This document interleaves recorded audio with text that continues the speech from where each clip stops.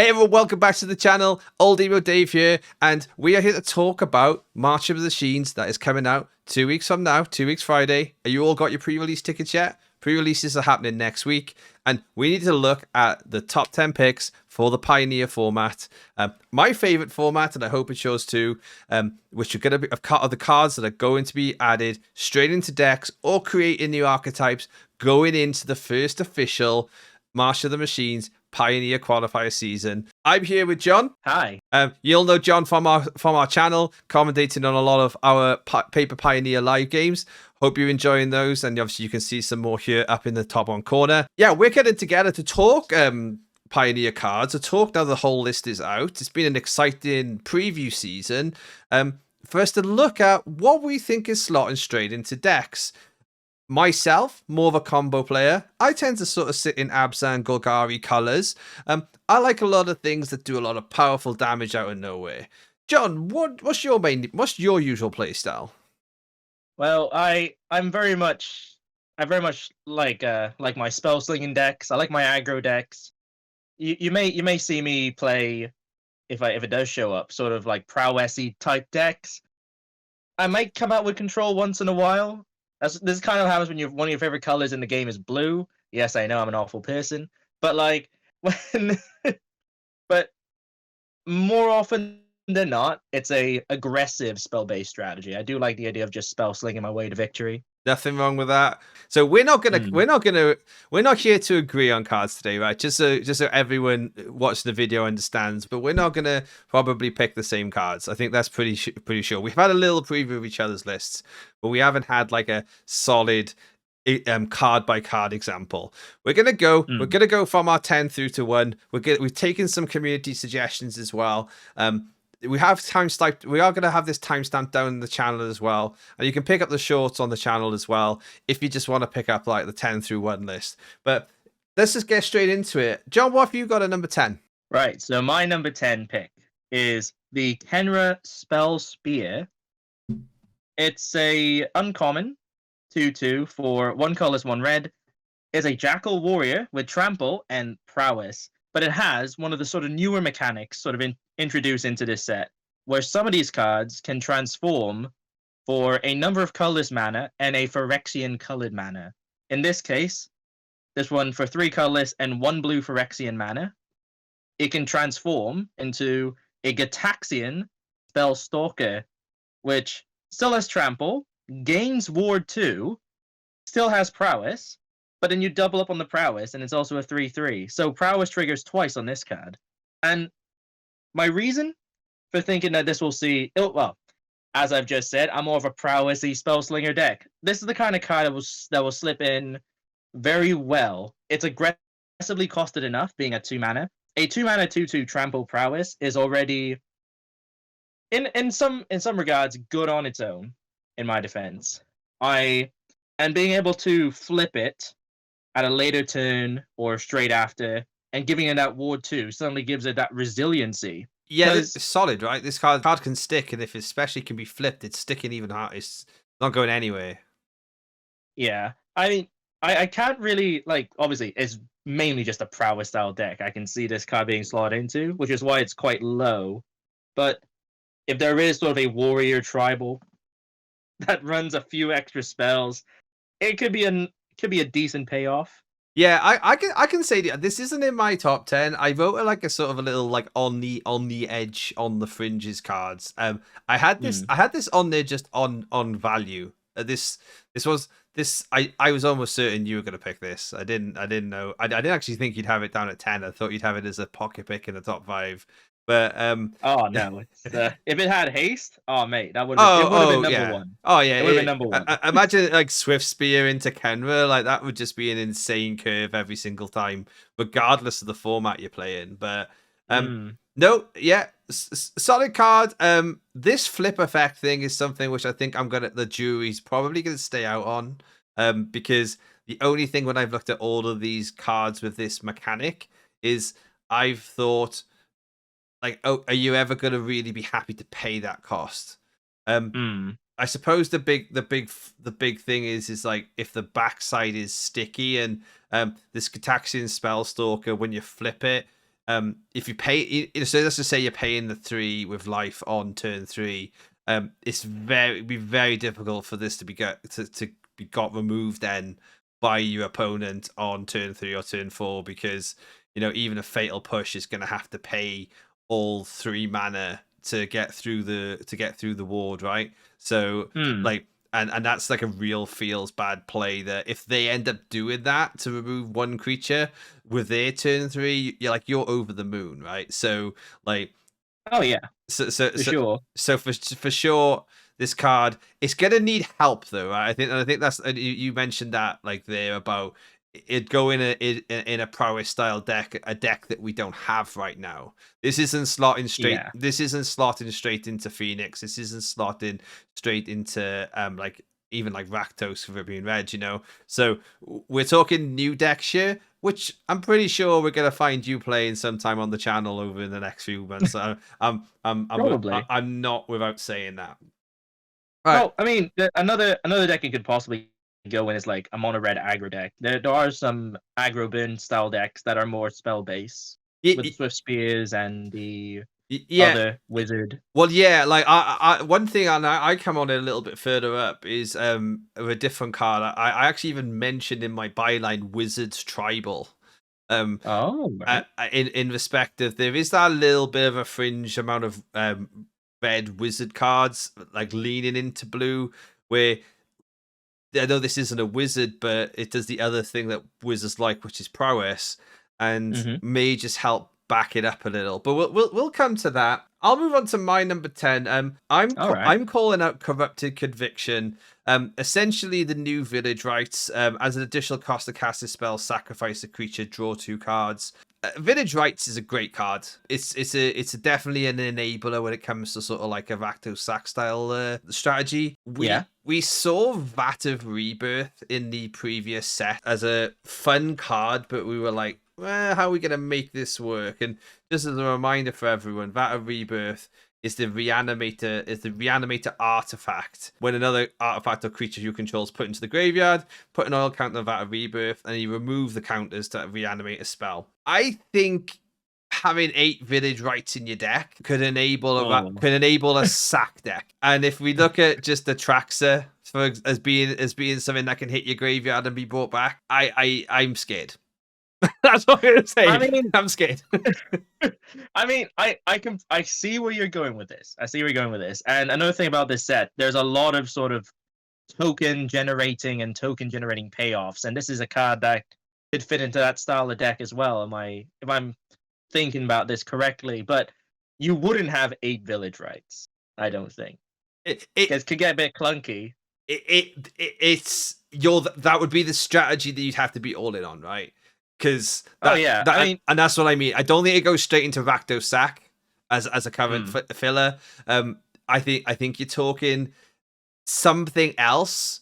I was having a little, when I was looking at it, I was thinking, do you know what? Like, what if I'm doing Skrell's Hive into Wedding Announcement? I'm creating all these tokens, and then I'm sacking, and I'm discarding to Fable. And then just essentially bringing a Traxxas back, grabbing a bunch of battles. Like, I was cooking, John. I was having a moment. The man was cooking, and I was just wondering to myself, is this going to happen? Someone a lot more clever than me is going to figure it out. And I love this card's existence to enable extra strategies. Or maybe someone will make that 5-star Michelin deck that you are hoping will be cooked up. Well, they're gonna go in the lab, and it's gonna be posted on Twitter, and Fire Shoes is gonna retweet it. That's all they're after. I'll stick with because I've gone on a weird tangent of, I think there's a lot of really strong commons and uncommons in this set, and I brought up one that is sneaking into my top 10. Moment of Truth. The instant, look at the top 3 of your library, put one of these cards into your hand, one into the graveyard, one to the bottom of your library. Was this number 9 in your list? This is number 9 in my list. I think this card at common, and just in general, we've seen this card before in other iterations, you know, like if you just think about See the Truth, it's just Hmm. essentially that, but at instant speed. I think this is a strict upgrade. I think it's a great card, an insane amount of decks. Is it decks as we've talked about Hmm. where prowess can come into play? Esper Grease Fang could be a consideration now, because Yes. if you think Yeah. about like your tutoring, there's certain cards you want to bin, there's certain cards you want to have in your hand, there's certain cards you want in your graveyard. But my main scary one, I suppose, is the Atraxa and Neoform decks. We see that deck has seen an uplift in play recently, and currently plays strategic planning, which is sort of that is that It's two a drop. sorcery speed version, right? Yeah. So this is that strict upgrade for me. That Okay. you get a bit of a better tutor. Now I know strategic planning is look and put into graveyard, but if you think about obviously what you're trying to do in Neoform, you're trying to go get something from your deck. So Mm. so when you strategic plan and you see a Traxxas, you want a Traxxas to go back in your deck. So I just feel that this card hits the format, hits anyone who's doing blue strategies which can use it. Upgrades a lot of spots that already got either, like say, strategic planning, See the Truth in place. And yeah, Okay. it's gonna be a common all-star. I guess when you think about combinations with cards like this and a card like what was that? Was that enchantment something the third path? That Found into the third path. Yeah. Bounding the third path, yeah, where you can play this for free on turn 2 with its first saga ability, second saga ability, mill yourself 4, so you're more likely to hit, and then being able to recast it possibly from the graveyard as well. Exactly I that. see what you're getting at, but twice now in your bottom. If your top 10 is essentially how many other ways can Atraxa be good in Pioneer, Dave? There's uh, already a trend here. uh, this was it. I couldn't leave it out. I was, let's talk. I'll bring in one of my fringe cards for the top 10. I've actually got Burrell and Carrie Zev, my fringe didn't make it cards. On a Oh, oh. and this beat this in, because I just think, although I think that's a great card in its existence, I think moment of truth is going to be in more decks. Mm. That's Yeah, yeah, I agree. I think a deck that plays blue and has some sort of interaction with the graveyard will be looking for a card like this for sure. cool. So Right? so Um, 9 for you. so my number 9. Speaking of good commons and uncommons, so this card is Surge of Salvation. It's 1 white mana, instant. You and permanent you control gain hexproof until end of turn, and then you prevent all damage that black and or red sources would deal to creatures you control this turn. Well, This is a sideboard all-star. yeah. I'll tell you what number I've got it at whilst you after you go on, but this is in my top 10 as well. Oh my word. So we're both in time agreement. This is the kind of card I could genuinely see being played main board, let alone sideboard. Obviously, and there's some obvious decks, right? You think so the creature-based decks, you and permanent you control gain hexproof.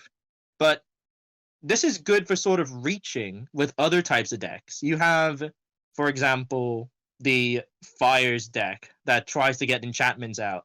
And sometimes you want to make sure those enchantments don't get hit. And 1 white instant to sort of protect yourself and all your permanents. You get around cards like Thoughtseize. You get around cards like Burn Cell decks trying to like finish you off with like that random lightning strike or that random wizard's lightning. You go, nah, right? But insanely as well, and we've talked previously about Shoulder's Edict as being that, well, Hmm. at least black can always get you. Well, that's target person, that's target player, right? So Yeah. this stops it stops even that effect against Hmm. some of your Tron style all stars, like with like the Aurabrask decks, which kind of had a little bit of a fly to the summit and then a massive drop down when people decked against it. Yeah. This is definitely opening up the opportunity for those decks to actually see play again. Hmm.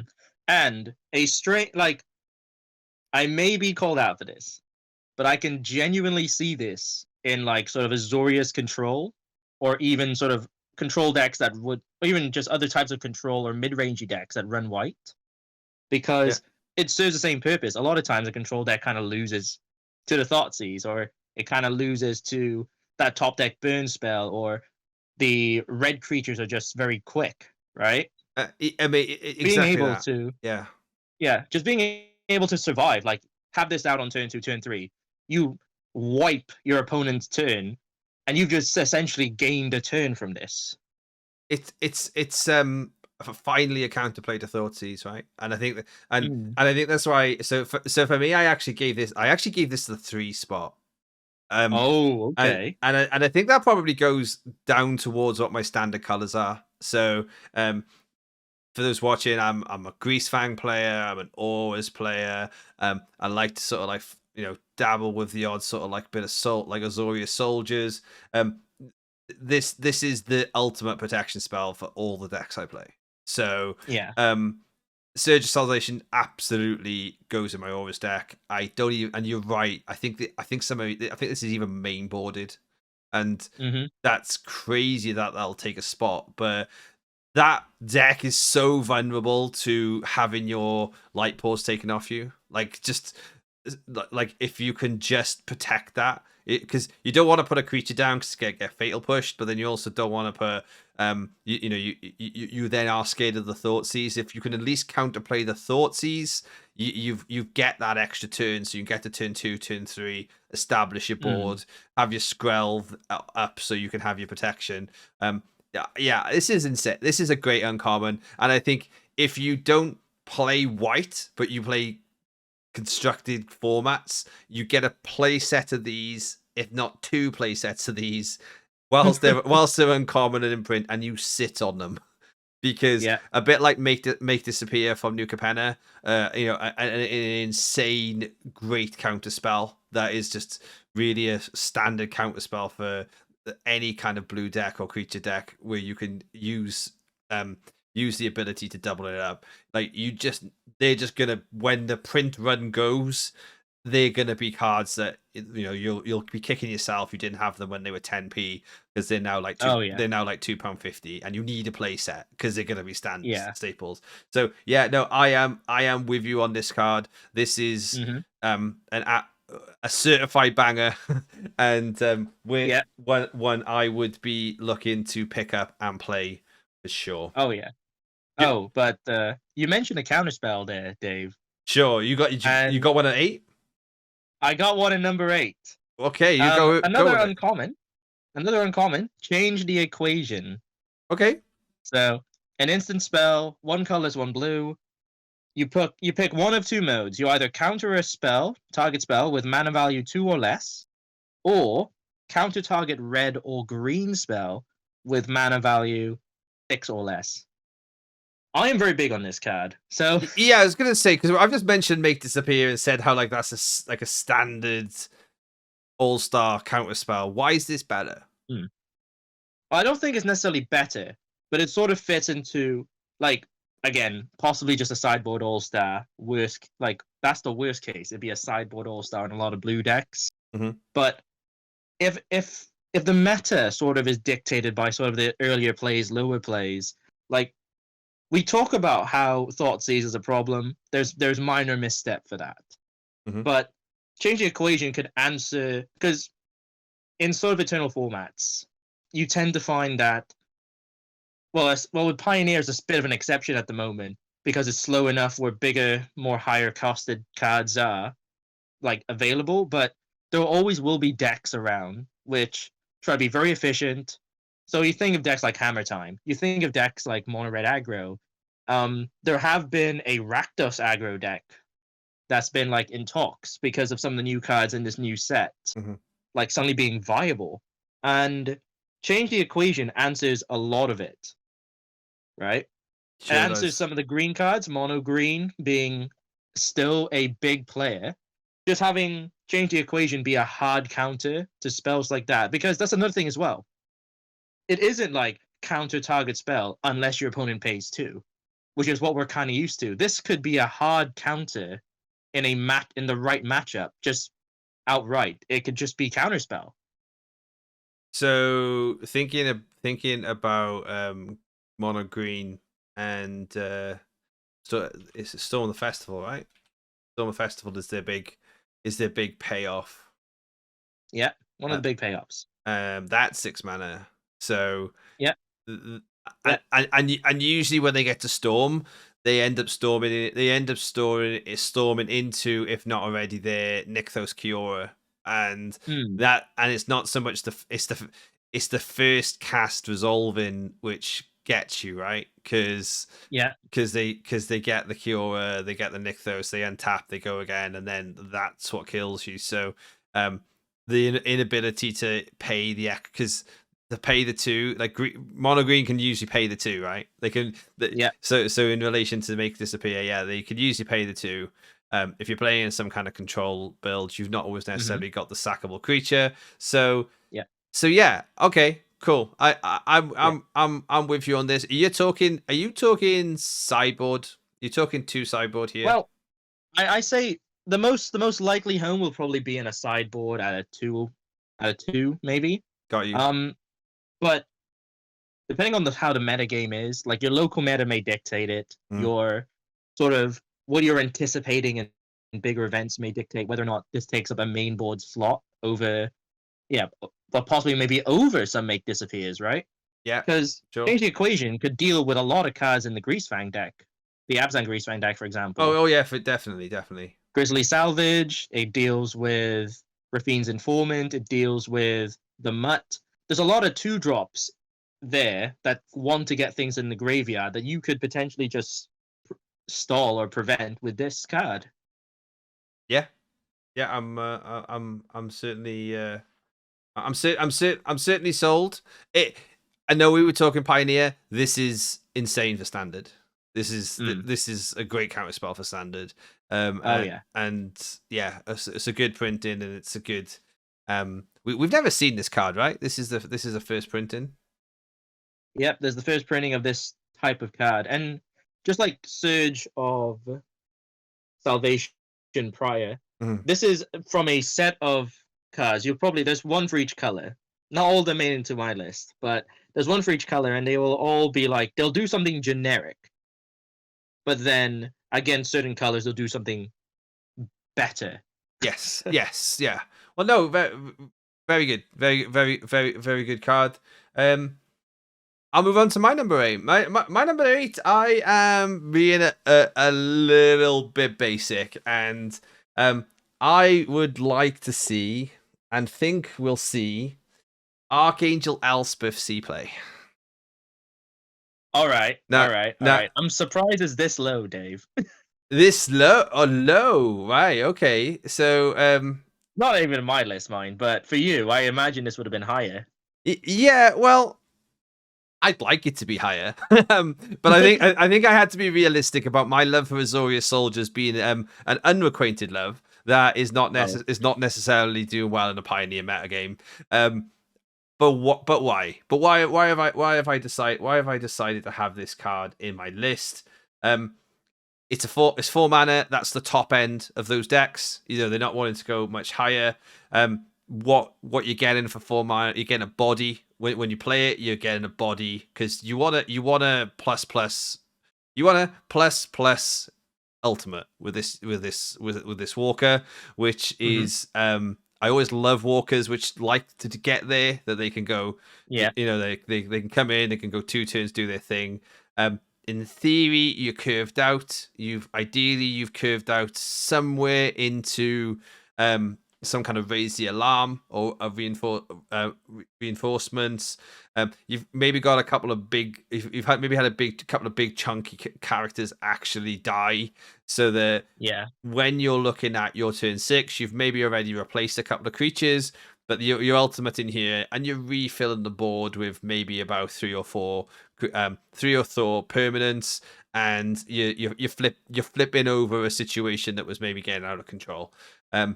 Obviously big synergy what I love about soldiers now is Harbin. oh yeah, Harbin Vanguard Aviator, so that's when 5 or more soldiers attack, you get +1/+1 and flying. So my win con in this deck then becomes, because you can effectively then once Archangel Elspeth has ultimated, have your 5 permanents, you pretty much can swing in almost any circumstance for somewhere between 16 and 20 attack. You're almost always unblocked, and I think this is going to be good. And I think because it's problem that it has is you instantly go, how does this fare against Wandering Emperor? Because of the fact that it's 2 and 2 white. Like you kind of oh, we have this with cards, we'll see the cost and we'll function them together and go, how do they fight, you know, how do they compare against each other? I think you'd still have 2 Wandering Emperors floating around for this deck. So I think what you do is you'd play 2 Archangel Elspeth's main deck, and then you'd put 2 Wandering Emperors side, because this is a front foot card where Emperor is a back foot card, right? So where you want to shut a strategy down and then take back control. Yeah, I enjoy it. I think this is gonna be a good card. I could be told otherwise. I think it's going to be insane in standard. Again, not what we're here to talk about, but I think if we're going to talk MTG finance here, I think this is a card that will do well. It's incredibly overcosted on the pre-release market, though. So this is one little warning I'm saying here. It's not a number 8, and I feel like it's a forever number 8. If you open this, keep it. No, I'm even gonna say, if you open this and you can sell it for $20, I think you sell it, because I don't. Oh yeah. Because I think this is because Elspeth is some people's number 1 bay, and I think she, you know, her sword is amazing, and the art, especially on the full art, is there. Like I'm even seeing the full art pre-release for maybe about $35. Oh wow! You get rid of that and sort out your land collection, and then you come back in a couple of weeks and you pick her up for maybe $5 to $10 on the non-existent secondary market wizards, and you'll still be happy about it. I think because this Planeswalker also kind of ticks the boxes of what makes a sort of good standalone Planeswalker. It can protect itself by making tokens, I believe. It can improve on whatever the game plan is. In this case, it would be a creature-based game plan. And it has a great payoff in the end, which, I mean, you can, like, the Emperor, in the case of the Emperor versus Elspeth, yeah, you're right. It's 2 different types of strategies that you're trying to pull off, but I don't believe the Emperor gives you as much reach or as much sort of like top deck windmill slam moments, right? No, not at all. Yeah, exactly. And you kind of, when you sort of put yourself in the frame of, I'm going to pay, say, soldiers. You're playing an aggro deck. You want to go on the front foot. I don't want to on turn 4 pass the turn, leave 4 mana open because I'm protected against Grease Fang. I actually kind of just want to go, hey, I'm on turn 4. I'm gonna hit you for 16.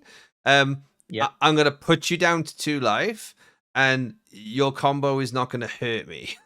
Like that's what I'm aiming for. And I'm not aiming for oh, I'm gonna exile tap creature, you know, because it's not the winning line. And that's where I came in with Archangel. I'm very acceptant on the fact that I may end up taking a massive L on this one. I was definitely one of those who was quite high on the Planeswalker from New Capenna. The 3-mana Rakdos one, and I thought that was like the all-star of all-star Planeswalkers, and if you look at it now, it hardly sees play. And this could end up there, but for now, it's in my top 10. Okay, thank you. Speaking of a big L, so what did Elspeth lose to in your list? Who has taken the number 7 spot? A pet card, literally. Right.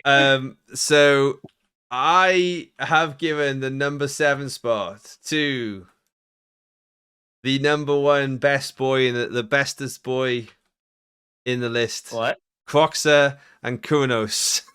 I've given, Oh, damn. I have Okay. given the Elder Dragon Dog this number 7 spot. So Right. so vigilance, menace, lifelink. Very important. Vigilance, menace, lifelink. Let me guess. He also brings back Atraxa, right? He also brings back Atraxa. Oh no. Can also bring back Greasefang, right? So oh my word, we're gonna have a bit of an issue here. So just to pull back the curtain, I am the Mardu Greasefang player. You can check the video out if you go and check on the link in the description. The Croxa and Kudos, I just think this is where we've not seen Mardu do things, right? There's very little Mardu good decks in Pioneer. And we talk about it all the time. Mardu Greasefang is this is wonderful deck of why are you playing Mardu if you want to play Greasefang, play Abzan. And it's like, if you want to play Mardu, why aren't you just playing Rakdos Sack? Like a lot of clever people would tell you that there's no point playing this because you can play better. I think you can. Pioneer utilizes graveyards, right? So, like, although we had a lot of graveyard hate in our format, we've also got a lot of use for graveyards, and I think this is a strong body. This is a great reanimator target, and a 6/6 Vigilance Menace lifelink is just insane, and I like this card, and I think it will enable things. I have put it down that I think it will enable new strategies in 4-5 color decks mainly. You know, obviously I'm genuinely wanting to get one, and I'm genuinely, if I do get one, I'm going to have this sitting in a Mardu Greasefang list. But I have this card at number 7, and where I just talked about taking an L on Elspeth, I've probably taken a double L on this. Well, the thing is, like, I do think that there is definitely room for what could potentially be a Mardu Reanimator deck. We see it a lot in Standard at the moment, current Standard. Sure, exactly. Where people are playing with the Mardu Reanimator playstyle, and that could. And Pioneer, what is Pioneer if not the best Standard deck in its time brought into Pioneer, right? Yeah, and there's a really important text line about this card, which other cards which do this thing don't always have, and it's me. So you don't have to do the feature, which is sometimes the drawback of the card itself. The fact that you do either sometimes have to shuffle your deck, or you do have to search, or you do have to draw discard. You don't have to do this feature. So this is like a tag on to a really solid set of features. Vigilance, Menace, lifelink, and a 6/6, and costed at 6. So quite hard to remove. Get your life back. Good reanimator target. I also rate it for those things other than just the cool little features. I mean, I agree with you. The only thing I disagree with you about this card, Dave, is your placement. Because I have this in my list at number 2. Wow. See. Right? I am convinced that this card alone can create what could be potentially a Mardu Reanimator list. That is just waiting for more payoffs, and this is just another massive payoff for that style of deck, right? Yeah, for sure. You know, we got some great token creators. We got some great discard outlets. We got some great sack outlets. You know, we got a lot of spells to protect, to protect ourselves with, to get us there. I sort of agree. You'll see some of my upcoming cards why maybe I've gone a different way, but this is in there without a home, but but definitely a potential home. I'm not talking 4. We're not talking 4 of. We're talking 2, maybe 3. We're admittedly, we're talking it's the gateway to your Atraxa. This could be the top end. Yeah. I'm not sold that there has to be a Traxxas because you're talking 5-color deck then. So this could be if we're talking Mardu reanimated, this could be the main part of the top end. But Mm. yeah, no, super solid card. Fantastic old art. Like it's it would be in the top 10 of arts for me of this card as well. Oh yeah. And I wish should do a top 10 arts we at should some do a point. top 10 arts. In fact, let's do a top 10 arts as well. We'll get other people in for the top 10 arts of this one. And All right. but yeah, well, we have already have we're only on step 7, and we already have 2 overlapping cards here, so we're doing well. Ooh. So moving on from Croc. So what do you have in number 7, John? Well, surprisingly, a card that also works pretty well in the graveyard, but maybe not in the same way. It's the Bloodfeather Phoenix. So it's a 1 colorless, 1 red Phoenix creature with flying, and it cannot block. It's a 2/2 flyer. Well, do you know what? Can't block. This will save us some time. I have this at number 6. Oh my word! All right. So okay, this is interesting then. So it has the additional rule: whenever an instant or sorcery spell you control deals damage to an opponent or battle, you may pay 1 red. If you do, return it from the graveyard to the battlefield, and it gains haste. So this is very reminiscent of cards like Chandra's Phoenix, or essentially like any other Phoenix. What makes it insane is that those Phoenixes normally cost 3 mana. This is a 2 mana card. Yes, it loses the haste built in, but it's a recurring creature in what is like again, I'm going back to more spell slingy decks, but like burn decks, right? Like you just play with fire your opponent in the face, and then bang, you're also swinging in for 2 in the air with this guy. Yeah, like, are we gonna see Phoenix Tribal? Like, like, so you think we got the chick at 1, Mm-hmm. we got Bloodfeller now at 2. We got our stable Phoenixes then at 4. Everything you talk about, yeah, there's so many spells that this will enable, and yeah, I was just everything you said. That's exactly how I was sold on this card. You can't. This will incidentally be a 2/2 on the battlefield that's got haste all the time. Yeah, for 1 red. Yeah, is insane. Which, if you're gonna pair this with Aurabrask, Aurabrask, have I said that right? Aurabrask. Aurabrask, right? If you're gonna pair this with Aurabrask, which is gonna make red for you, like yeah, I'm sure this card is seeing play. It may even change what Izzet Phoenix looks like. It may do. It may give him access to just another more aggressive creature, right? Because it doesn't necessarily stumble against its plan of casting multiple spells. And as we'll see, there are some red burn spells that deal with battles specifically.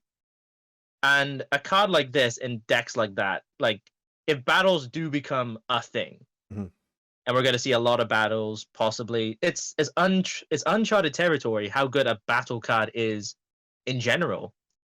But yeah, if you have a card like that, you deal with this, one of your 3 spells, you get back the 4 mana Phoenix, but you got an extra red mana over, an additional 2 damage on the board.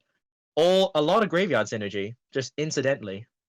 Yeah, and I think it's just we can't overlook it. And we talked. Our whole idea about talking about Pioneer is where does this slot in? What does it replace? We've had a couple of like straight upgrade cards. I think this is the first of the cards where it's it may change a current archetype. So I don't think. I mentioned the Izzet Phoenix deck, and we see Izzet Phoenix decks always do well. We see some of the great pilots like our own Ben Jones in Cardiff here. He always does well with it in whatever format, but then it does at a whole. It goes up, it goes down. We may see this be a change up to the concept. So if you just think about like you see one in hit battles, what happens if like ops and considers turn into play with fires? Yeah. And things like that, where it means then, okay, they're not going to cycle so quickly, but they are going to reanimate often.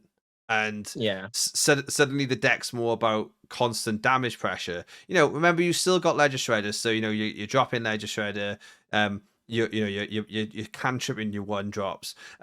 Essentially, you could even start dropping some of the 2-3 drops, such as like the charter courses and pieces of the puzzle, because you could just always be playing 1-drops, so you'll always be bringing back your Bloodfeather Phoenixes. So there's a potential different strategy, like you can be flipping your battles like very very quickly. Yeah, certainly Mm. an interesting card. Again, certainly one of those ones that I think it's we don't know where it's going yet, but it's gonna be an enabler or something. Yeah, but I think as well, and speaking purely from bias, so part of the reason in my list is a card. It's a card I will legitimately play in my own prowess style deck, Yeah, right? Because I do run play with fires, I do run lightning strikes in that style of deck, wizards lightnings, all sorts. I already got spells that are trying and hit the face anyway. So just a card like this, just being available to me to just go, all right, I'm dealing two, and with an extra spell, it's essentially another shock, right? exactly. Most of the time. No, exactly. Well, like, is your number 6 pairing up with this card? Because obviously my number 6 is this card, so this is head straight to your number 6. Well, my number six do have some things that are a bit of a chat. So my number six is Nahiri's Witchcraft. A 3 mana card, 1 colorless, 2 red, sorcery speed. Nahiri's Witchcraft deals 5 damage to target creature, planeswalker, or battle. And then you look at the top X card of your library, where X is the excess damage dealt this way. You may exile one of those cards, put the rest on the bottom of your library at any random order. You may play the exile card until end of turn. So important to note that we'd have to still pay the cost for this card. Yeah, Um, uh, yeah. Well, I, it's essentially and it essentially it's a this becomes turn, and it's a like this a turn. yeah. It's not like insane, but when we put battles, and I think a battle strategy needs to have a way to sort of get rid of their battle card quickly and get that flip, get on the backside for value. And now here's Witchcraft. I think we'll see a lot of play in decks where battles tend to find a home in red, purely because it can give you like there's a few like 2 mana battles out there with like 5 life, Hmm. I guess, life or whatever, 5 something. And that literally straight up Defense counters, I believe, is the term. uh Yeah. defense counters, right? And a card like Nahiri's Witchcraft will literally turn 2, play it battle, turn 3, Witchcraft, you've got the value of that battle full on both sides immediately. And even at a worst case scenario, if this has to deal with creatures, this is dealing with Shouldreds, which is a card that mono red style decks tend to find difficult to get over, right? This Right. card is dealing with other types of creatures, bigger creatures. Like you think you're safe with a big body, and then this card is able to deal enough to that big body. So you're actually, and I'm interested that you've like sort of like outlined it, because at first I did think, yeah, John, why are we talking about this card here? But you're talking about this card's overall flexibility to help you out, in different scenarios. So Hmm. it's, I suppose the bait of this card is the extra lines of text around looking at the top X cards, because Yeah. in general, why are you playing this card? You're right. There's so many creatures with five health in this format that it's quite hard to get rid of. Sometimes you're running cards in the sideboard that are very situational. So like like your Fry, for example. Hmm. That's got some specific text behind it. The same with Roast. These cards see play, but you have to be hitting the right meta game. The Heavy's I think it's Warcrafting rather than Witchcrafting. Oh. The Heavy's Warcrafting is it hits everything.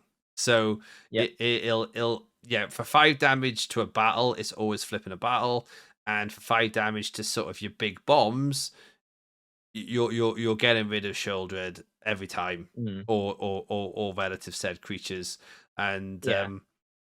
okay, I see it. I overlooked it from a perspective of yeah, I don't think it's a main decker, but I think it's a good it's a good sideboarder, right? Is that where we're coming It is from? a good sideboard, but I do believe it can see main deck play in, like I said, sort of decks that focus on sort of the early battle cards with the 5 defense counters. Sure. So you're kind of like pairing this up with there's and I don't know if this is giving away part of your top 5. There's an important battle that you're wanting to flip that this is gonna always help you flip. Yes, eventually. I don't want to. There's a reason I'm not talking about any particular battles. There's a few, Okay. but No worries, no worries. Well, no, I see it. My number 5 pick is oh yeah, is a little battle related in sort of a similar concept. I'm picking Rampaging Raptor in my oh no. 5 spot. So we have the exact same number 5, Dave. No way! We have the exact same number 5. Wow, that is actually not scripted, but I think I think if I talk and you can basically just say, "Yep, exactly right," is that 4 mana 4/4 trampler for 4 is never bad. No, It's with haste. especially when it's got haste. Yeah. It's got a pump effect, which again will mean that you're gonna have often a point where you can get through a little bit of damage. But the fact you're gonna incidentally destroy a planeswalker or flip a battle in many occasion, Yeah. I just even the fact I don't really know what battle it's gonna focus yet. I can just think of so many planeswalkers which is just gonna remove. I think about the Teferi, you know. I think about I think about taking some of the ultimate of Teferi. I think about pretty much almost always removing the Wandering Emperor if the Wandering Emperor's ended up being on the board, because they've usually ticked down to 1, possibly 2. These the Liliana, if Liliana's come in on 3 and it's removed the creature, you can go face with the Raptor, get rid of Liliana. It's just good. Right? I think this is just a good, solid card. Yeah, and like you said, you can just go face and still do those things. Like, so a card very similar to this was Questing Beast. Yeah, it's Questing Beast 2023. Yeah, it's so good. But Questing Beast has a few drawbacks. One, it's legendary. This Rampaging Raptor, not legendary. You can have more than one of this guy on the board. 2, it has extra line of text. It also has haste, it also has trample, whatever, and it can do the things pretty cool. But Rampaging Raptor can actually get bigger. So, like, if you have a lot of spare mana, it's a mana sink to just hit more as well. Absolutely. Yeah, and I don't see this ever being bad. I think no. if you're playing it red and you're playing in aggro strategies, I think it's great. I think it's got a lot of that additional tech that you sometimes just need in Pioneer. Like I think some just straight up good cards from Standard won't ever make it in Pioneer because they don't have that like additional line of text. And I think this does. Everyone loves a dinosaur as well. I think that goes without saying. And just extra tools to help aggro red be playable to then keep other decks in their place. So I think we both solidly on the same line of why that sits here. And I do think it replaces cards like it takes up a Thundering Raiju spot at the moment for me. Yeah, no, for sure. It definitely does that. There was some because when I was going through the final list today, before looking at today, some of the things I did miss some of the counter synergy that's been printed for green, and that's maybe something to keep a slight eye out for. There is a lot of like if you're gonna add +1 counters, +1/+1 counters specifically, not counters because poison would get out of hand. But do it twice. In Standard, so there was So there was some fringe cards on that thing, but they didn't do enough for me based on current Pioneer decks to warrant being talked about today. But Rampaging Raptor is going to be something that I think is going to hit straight in there.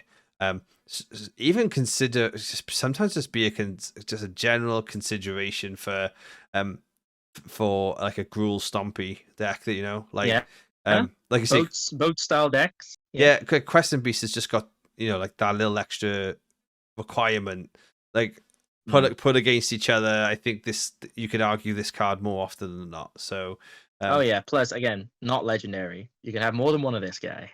Yeah, sure. Well, let's go to your 4 then. Let's see if we're still hitting the same notes here. Well, unfortunately, and I know this because you already mentioned this card didn't make your top 10. It is Baral and Karizev.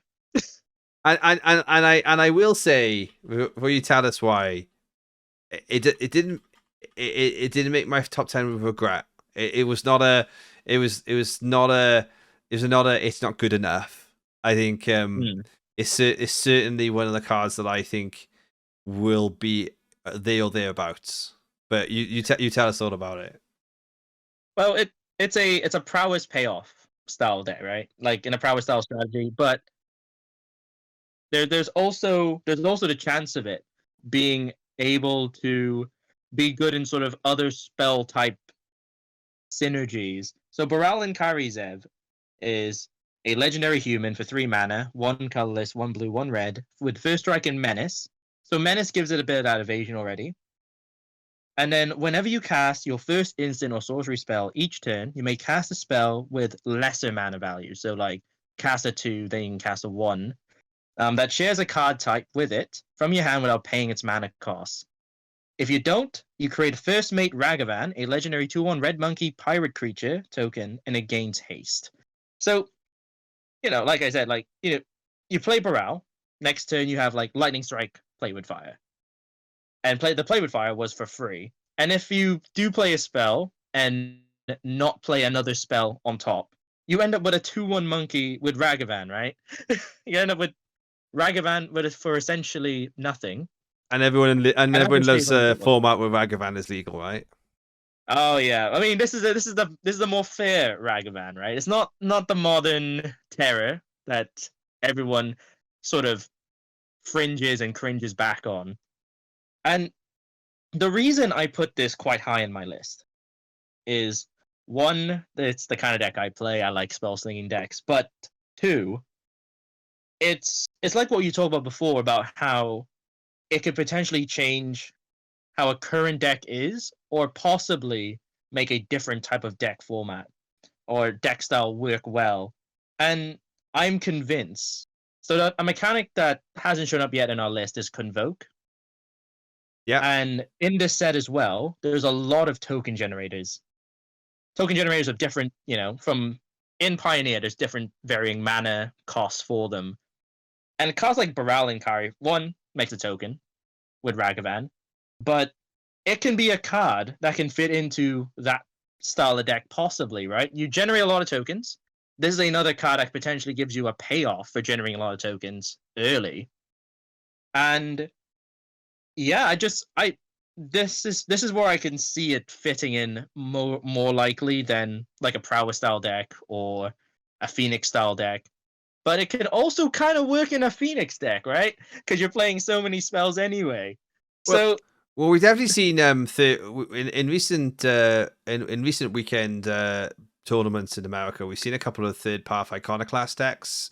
With a bit with some of the classic Young Peasy style play. So we're definitely viable strategy in here. And yeah, I this may be one of my, I mentioned about how I may regret putting Archangel Elspeth in this list. Maybe this would be one of the cards that missed out where maybe I should have included. But certainly the thing not to overlook is the fact that for 4 health, these type of cards don't usually have stickability. They're usually quite easy to get rid of. Your, like I say, Young Peasy's only like 1 health, and same with the Iconoclast being low health too.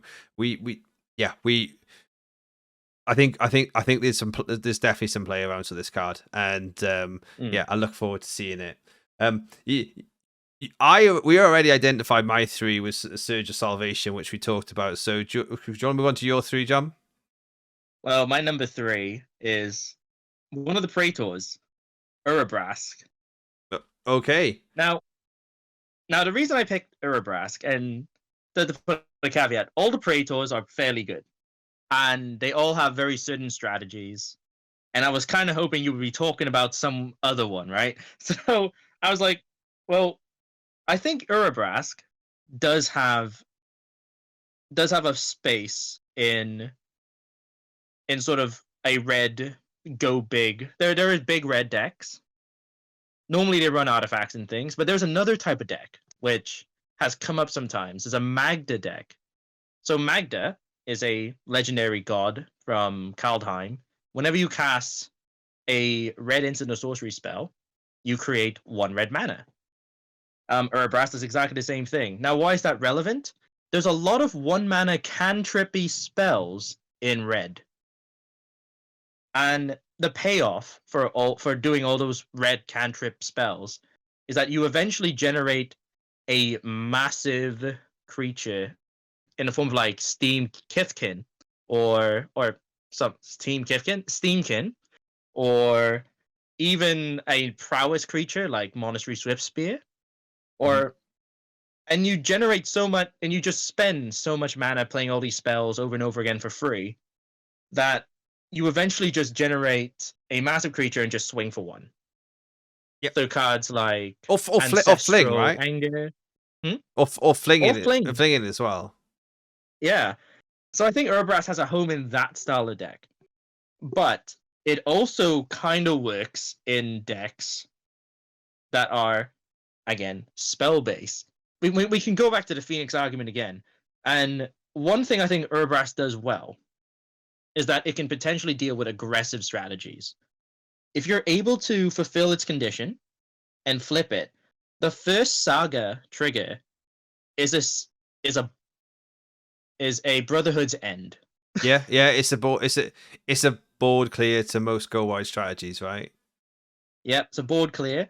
The second one makes 3 treasures. So this is where I think it also fit into a big red strategy. So you can potentially get this, play sort of a bigger payoff within the color strategy. And then in the end, until end of turn, you may cast an instant and sorcery spell from any graveyard.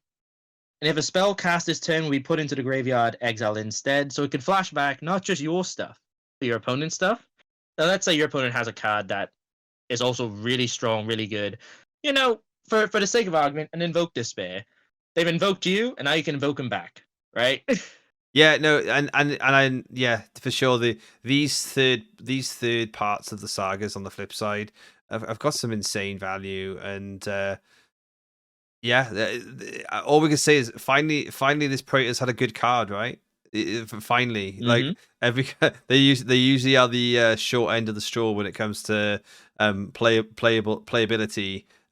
Yeah, I have this card in my sort of nearly pile. This is in my sort of side. It could be good. I don't know where. And now you talked about it a little. Yeah, I feel like you've got it on the nose here, especially the more we talked about Bloodfeather Phoenix. You know, you're satisfying the reanimator condition every single time here, right? So yeah. So I do like that. It does actually, yeah. You kind of, and again, we didn't share less beforehand, but you know, knowing each other's preferred styles. My number 2 is, you know, the Queen of the Pit is Sheldred, and okay. I nearly had this one completely miss. I nearly had a complete miss on this card in respect of I just didn't see it. I just didn't feel incredibly hype about it because I think I put this just in the same bracket of how does it fare against current Sheldred, and it's almost going to be almost impossible based against Kevin Shoulder to even put them in the same ballpark, right? Because that card is going to be a format all-star until ever said point where it's decided it needs banning, which I don't even think we'll get there because I think it's just really great and I don't think it's ever going away. But new Sheoldred, or updated Sheoldred as we call it, enters the battlefield. Each opponent sacrifices non-token creature or planeswalker. I think already a really great feature. When you get to flip it, it's another destroy effect, then a discard a mill effect, and then put all creature cards from graveyards onto the battlefield under your control. So this destruction that Sheoldred has reigned by Saga Point 2 comes under your control in Saga Point 3 and say, now crack back at me because I have all your creatures. Is for me was why I think this is going to be strong. And I guess like it's a good sort of counter play if you have the conditions met against like another Reanimator deck, right? You got their Atraxa now. Exactly, and it does go to, and as we built the narrative through this, we started talking about Atraxa, we started talking about Reanimator, and on the theory that will be strong, here is the counterplay to that being strong, is that if you don't get your thing done, I'm going to take all your things, and they're all going to go away. So that's my number 2. I think we're going to see this card in maybe a 1-of 2-of slot. I don't think we're going to see like we're not going to see it replace current Sheoldred. I think it may come in and be an as well as. It may even come in and be a sideboard for when you see you're playing Reanimator. But I like this card, and I think it's going to see reasonable constructed play.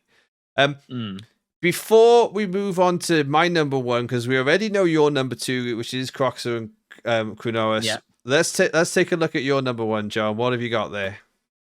Well, my number 1 for this set that I think we'll see a lot of play is Invasion of Tarkir. It is the first battle we talked about, and is the battle I was somewhat alluding to when I was talking about Nahiri's Warcraft. Got you. So, Invasion of Tarkir is a 2-mana battle. 1 colorless, 1 red.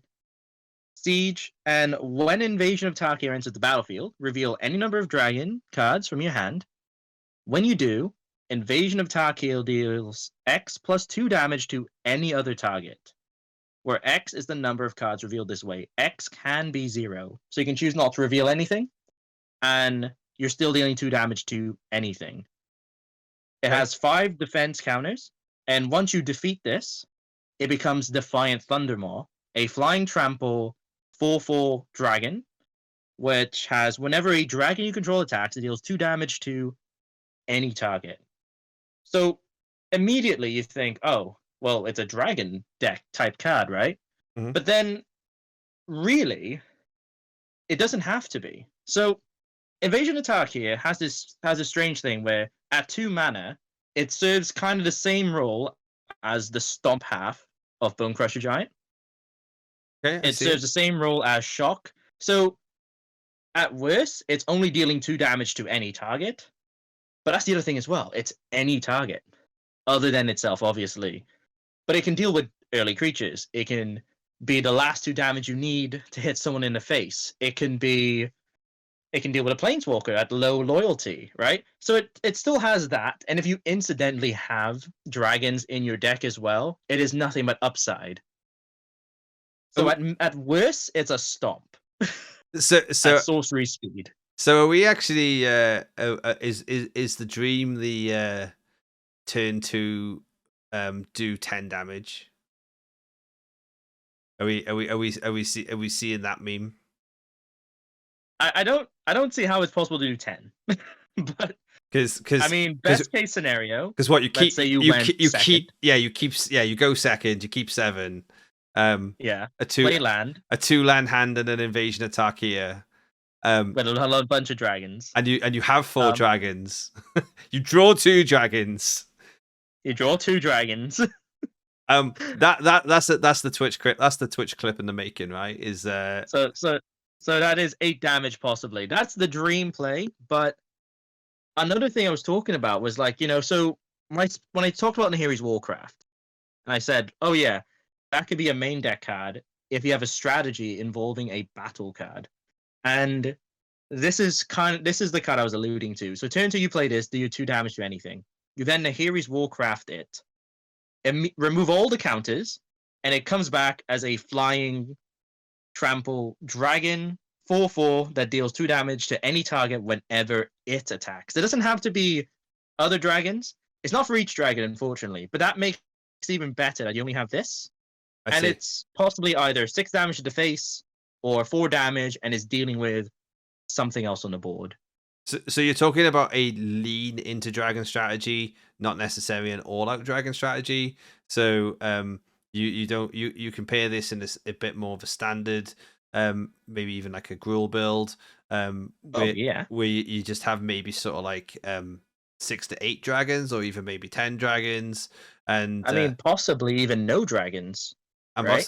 possibly even no dragons, just to as you believe this will be a value generator worth having. So it's one of those cards that it fits into a strategy randomly, but it is effective enough where I think it's worth it. Like, imagine this: turn 2 comes down again. Talking about it, that you're playing a mono red aggro deck, or like a mono red prowess deck, right?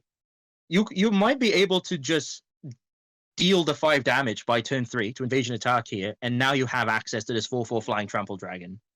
Yeah, no, I see it. In the Gruul strategy, you tend to have like the sad beast. I keep calling him the sad beast. That can hit this for 5, and I have a 4/4 flying trample dragon. So, and the dragon itself can do the thing by itself. Yeah, because you're not overly upset about having a 4/4 flying dragon on turn 3, right? So nope. Which is going to do things. So yeah, vulnerable to fatal push, vulnerable to other removal. That is something to consider. But I love your flavor. I love that you brought a battle in here. Before going to my number 1, I obviously have to say I looked in battles. I looked at considering battles for this list. I'm gonna bring up some of my honorable mentions on the battles.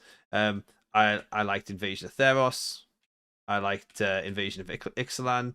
I also liked Invasion of New Capenna. I liked the whole player 1 drop, which was maybe a proactive 1 drop. Even something like maybe like this, like the cat, or even Stitcher Supplier in some areas, which you can then sack onto to remove a creature to then start like considering your flips. That might even have some kind of like cleric synergies down the line.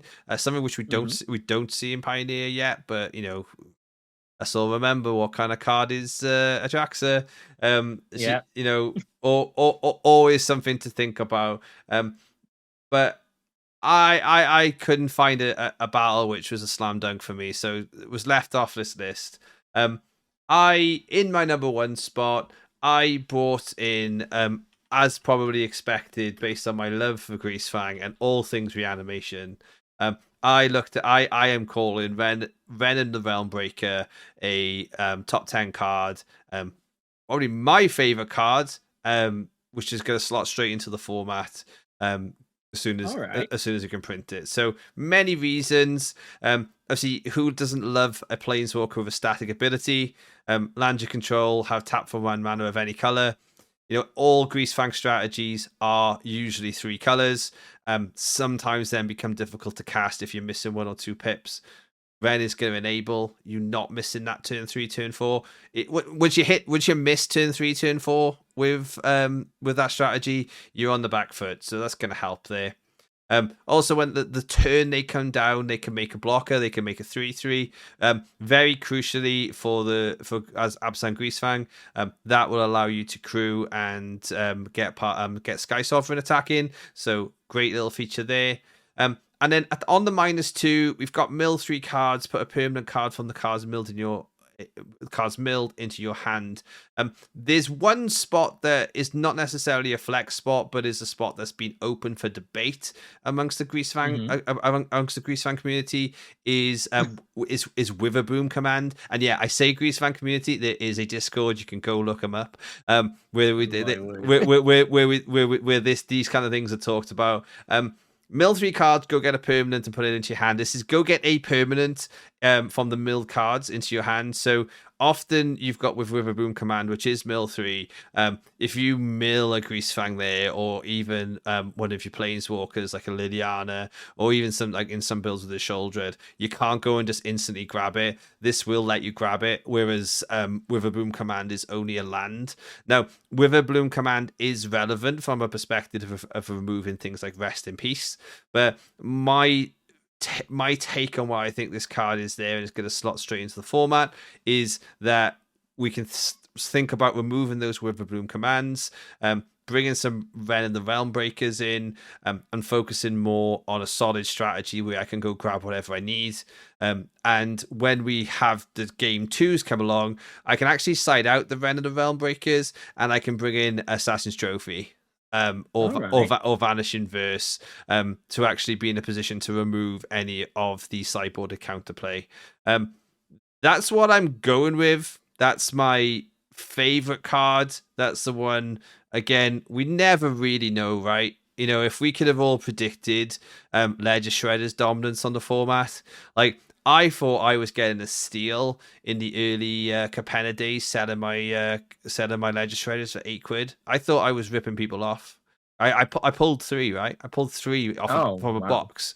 I was the guy then with egg on my face when I was buying them back for like 18 to 20 quid. Nearly 6 months later. So you can't always tell. Again, wedding announcement, right? Wedding announcement, another sort of one that lingered at around 30p card for ages, and then went up. But this is our early takes. It's been interesting to talk about because I think we're both on the same tune. The Red's got a lot of decent support. Yeah. Reanimator has got the most interesting prospects. Yeah, possibly tokens as well.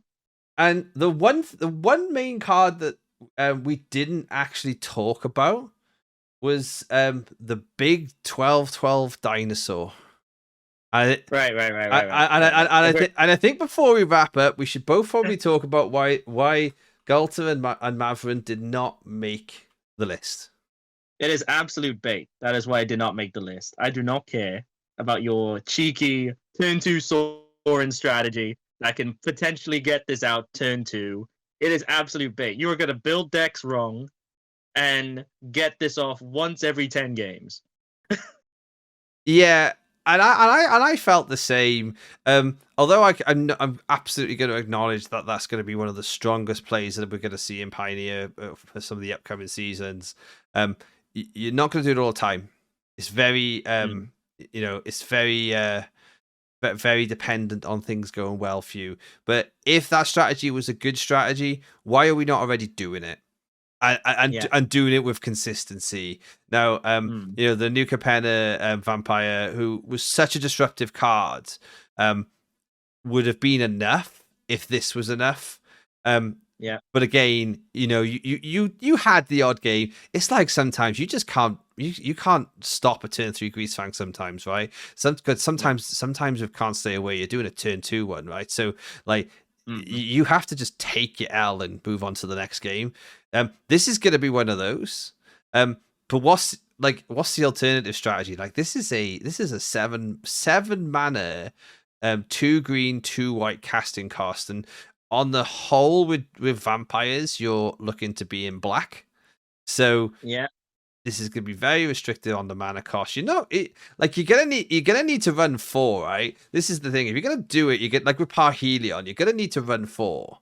So if you're running 4 of these, what else are you doing if you don't hit it? I mean, so a card like this could be a payoff in a ramp style deck. Is the only thing I can really think of. Maybe Reanimator, but you're reanimating this versus Atraxa. I mean, I'm sure there's some Dinosaur Tribal. Dinosaur Tribal, I love to see it, and I hope it wins a Proto. Oh man, all right, that is. Well, I do hope so as well, but I don't think it's going to be with Golta and Maverin in that list. Absolutely not. Absolutely not. One other notable, which hasn't made either of our lists, and probably worth talking about, and then we'll come on to our final sort of like wild card, which if you have one to links. I think I have one more wild card I'd like to talk about. I do as well. So if we talk about sword of once and future, the final of the sword cycle. Crit creature gets 2/2 protection from blue and black. On combat damage, you surveil 2, and then you can cast an instance of sorcery with 2 mana value or less from your graveyard without paying its cost. It's not made my list because I think if it's going to do anything, it's going to be Cyborg. But I wanted to just bring it up to acknowledge that I think this is going to be good, to help take away some of the dominance of the premium black removal. That was it for me. I don't know, like it's kind of strange for me because sort of once in future fits into a very, like, you know how like a lot of swords can kind of like you hit with it and it kind of does something generic enough but really well for it to warrant playability. Mm-hmm. You know, like the red and green one we had from the last set was you reckless impulse too and play an additional land. Like you always gotta have land in your deck, and card advantage is always gonna be great. This one requires you to specifically play with instants and sorceries. So it wants to see play in a Spellslinger style deck, or a deck that has valuable spells that it wants to cast from the graveyard with the surveil. But again, it also has to be cheap spells. So yeah, I don't know. It's just fringe, right? And I think Yeah. like the red green sword from the previous set, we're starting to see it as a maybe 1/2 of in any kind of like mono white strategy, or even in a soldier strategy, which backs up some of the weaknesses for that deck. So this may be where we see this sword. I still want to acknowledge it's a great card. It's a great card for like the ecosystem, and it's great to see the swords finally there. But is definitely not in one of my sort of needs for any of our current decks. So John, like, so yeah, maybe like obviously the outsider wild card that was never making the list, but you want to see good. Do you have a pick for there? Well, it's not that it never was going to make my list. It just hit the 11th spot, which it's Phyrexian Censor, a 3-mana 3/3 Phyrexian wizard for 2 colors, 1 white. And all it has statically, each player cannot cast more than 1 non-Phyrexian spell each turn, and non-Phyrexian creatures enter the battlefield tapped. So an archetype, the prison style deck archetype is one of those like fringy, like taxing decks. You might see it more often in like your commander tables, and you may see some of it with like older standard formats and maybe some modern formats as well. Pioneer, there isn't really sort of that kind of deck. You have cards available like Archon of Emeria, Thalia. So they're sort of like stutter decks. They're decks that try to stop your opponent, like, just stop your opponent from playing the game. And Phyrexian Censor is a card that fits into that strategy really well. A 3-mana 3/3 is aggressively costed enough in my eyes. And surprisingly, it does have a slot, I believe, in the Fire's enchantment style deck, where it can search for this card up specifically. Yes, you're limiting yourself to playing only 1 non-Phyrexian spell each turn, but you're also doing that to your opponent.